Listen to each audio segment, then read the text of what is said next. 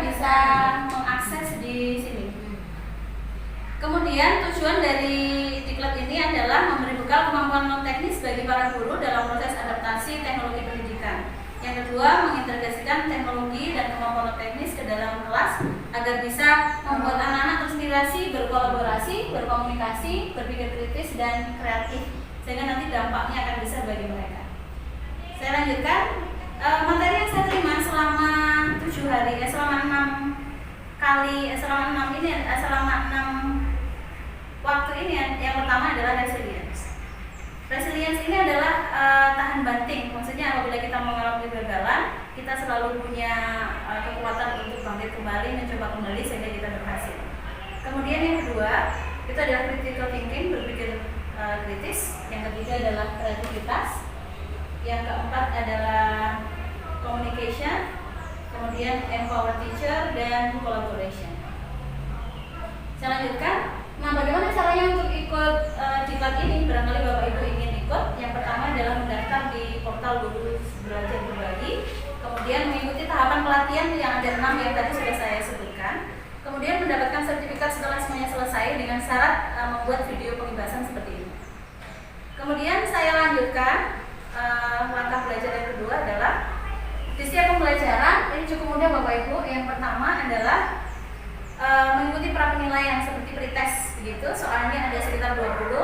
Kemudian nanti ada pemaparan dari trainer berupa video sekitar 1 jam sampai 2 jam setiap videonya.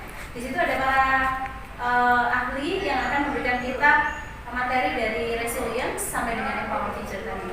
Kemudian ada penilaian tengah semester yang mana soalnya sama dengan soal di awal, hanya saja jumlahnya 5 sampai 10 soal.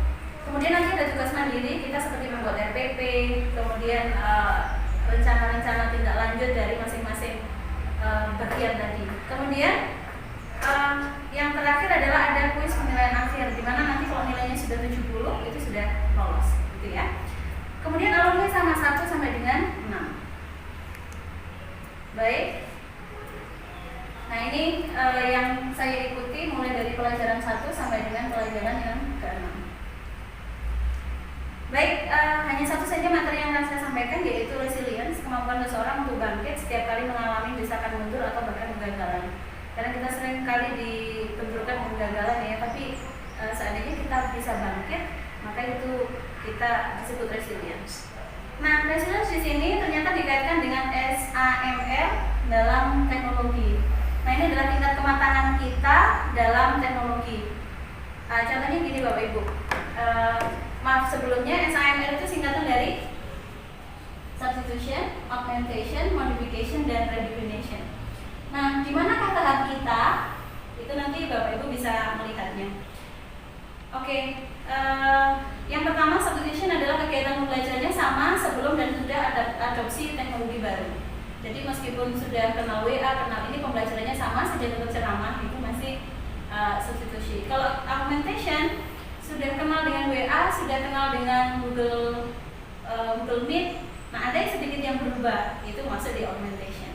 Kalau modification, sudah ada banyak kegiatan pembelajaran yang berubah karena sudah menguasai teknologi. Yang terakhir, setelah adopsi teknologi baru, kegiatan belajar sangat berbeda dan tidak dapat diselenggarakan tanpa teknologi baru yang diadopsi. Terakhir, contoh implementasi. Yang pertama, substitution. Saya menggunakan aplikasi video meeting hanya untuk ceramah pengganti di kelas, dipakai secara online. Itu masih pada tahap substitution. Kemudian augmentation, saya menggunakan aplikasi video meeting untuk diskusi mandiri dan tanya jawab dengan murid. Jadi kalau ada diskusi tanya jawab itu sudah pada tahap augmentation, tidak ada satu arah saja. Kalau modification, saya menggunakan aplikasi video meeting untuk murid-murid saya bisa bertemu dengan pakar dan membawa murid saya keluar kelas melalui field trip virtual.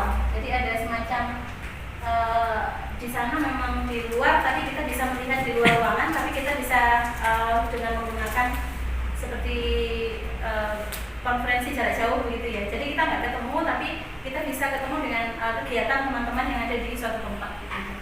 Kemudian redefinition, saya menggunakan aplikasi video meeting untuk murid-murid mengadakan festival, webinar, proyek pameran atau pentas virtual. Jadi bisa tampil dari mana-mana itu ya. Sekarang kita tampil dari SMP 1, kemudian SMP 8, SMP 7. Jadi itu sudah masuk pada redefinition. Oke. Sudah Bapak Ibu, saya hanya menyampaikan satu saja agar penasaran dan ibu-ibu sekalian itu bisa membuka SIM BKP sehingga bisa untuk mengikuti diklat ini. Baik, silakan. Masih ada. Baik Ibu, kalau sekarang ini pembelajaran sudah online atau offline? Offline, tapi masih ada online? Tidak ada ya? Hanya Google Form masih kita pakai. Google Classroom kalau di sekolah kita sudah tidak dipakai. Kalau di sekolah lain masih dipakai untuk ngecek tugas-tugas biar wali kelas bisa tahu, gitu ya. Nah, Bapak Ibu, kalau secara tatap muka itu disebut sebagai synchronous learning karena bisa tatap muka. Ada online synchronous, synchronous daring, ada synchronous luring. Kalau tatap muka seperti kita ini namanya synchronous luring. Tapi kalau kita lewat Google Meet itu namanya synchronous daring. Kalau asynchronous itu di mana anak-anak tidak perlu harus bertemu dengan guru, mereka belajar secara mandiri. Ada juga namanya synchronous luring, ada synchronous daring.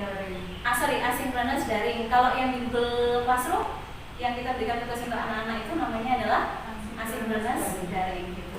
Mungkin itu Bapak Ibu, terima kasih. Barangkali ada pertanyaan? Saya berarti ya, terima kasih atas kesempatannya. Saya bertanya, kira-kira tadi yang sudah disebutkan asynchronous sama synchronous. Kira-kira porsi mana yang lebih besar dari kedua itu yang lebih baik menurut Ibu? Oh gitu ya. Dari asynchronous sama synchronous. Terima kasih pertanyaan Ibu Sida. Kalau menurut saya yang lebih bagus banyak itu adalah asynchronous, di mana anak-anak ini sudah bisa belajar mandiri mereka, karena itulah yang mereka perlukan. Mereka belajar secara mandiri sampai dengan akhir hayat. Kalau sudah punya kebiasaan begitu pasti lebih bagus daripada mereka baru bisa belajar kalau ketemu kita, tidak ya? Akan lebih bagus jika itu asynchronous. Baik Bapak Ibu, karena waktunya terbatas, terima kasih banyak atas kehadirannya. Semoga Bapak Ibu dalam keadaan sehat dalam mendidik anak bangsa. Terima kasih. Assalamualaikum warahmatullahi wabarakatuh. Waalaikumsalam warahmatullahi wabarakatuh. Terima kasih. Sudah Bu ya.